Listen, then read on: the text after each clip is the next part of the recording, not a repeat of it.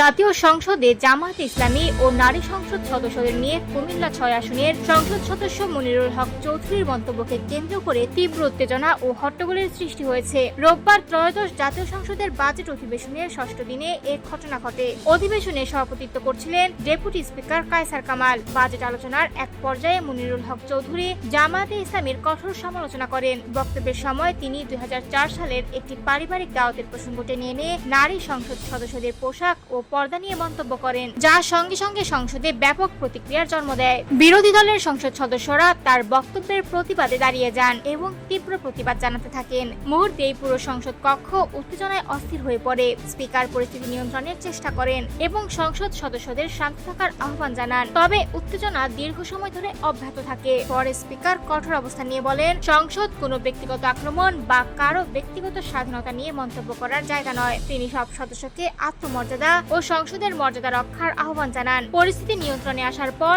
মনিরুল হক চৌধুরী তার বক্তব্যের জন্য দুঃখ প্রকাশ করেন। তিনি জানান, তার কোনো কথায় কারো আত্মসম্মানে আঘাত লেগে থাকলে তা কার্যবিবরণী থেকে বাদ দেওয়ার অনুরোধ জানান। স্পিকার পরে বিতর্কিত অংশ এক্সপাঞ্জ করার নির্দেশ দেন। এর বাইরে তিনি তার বক্তব্যে বিএনপি ও তারেক রহমানের নেতৃত্বের প্রশংসা করেন এবং সরকারের বিভিন্ন উন্নয়ন উদ্যোগের কথাও উল্লেখ করেন, যার মধ্যে কুমিল্লা ঢাকা রেললাইন প্রকল্প এবং সিলেট নোয়াখালী যোগাযোগ উন্নয়নের প্রসঙ্গ ছিল।